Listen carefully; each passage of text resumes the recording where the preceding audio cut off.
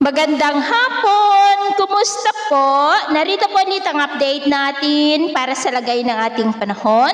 Ngayong hapon po ng September 20, 2025. Sa ngayon po ay patuloy pa rin ang paglakas ng bagyong Nando habang nasa silangan pa rin ng Northern Luzon.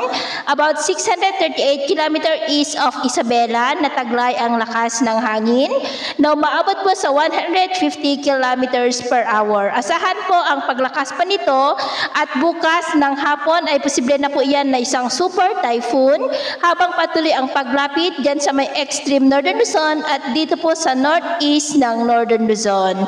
Ngayong hapon, posible na rin na itaas ang wind signal number 1 sa malaking bahagi ng Northern Luzon at silangan ng Central Luzon at unti-unti na itataas ang wind signals hanggang po sa signal number 5 sa paglapit at lalo pa na paglakas ng bagyo.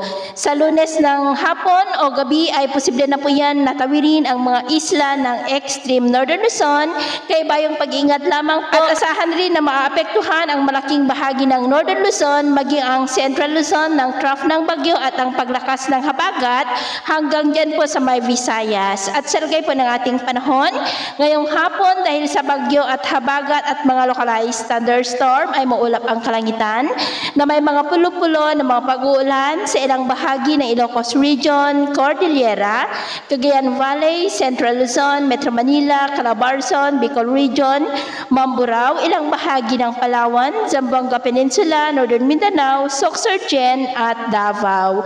At mamayang gabi po, may mga isolated rains pa rin sa ilang bahagi ng Northern Luzon, Central Luzon, Metro Manila, Cavite, Rizal, Quezon, Bicol, Mindoro, Northern Samar at Sorsogon maging sa may Davao. Kaya mag-ingat po tayo sa mga banta po ng mapagbaha at pagguho ng lupa.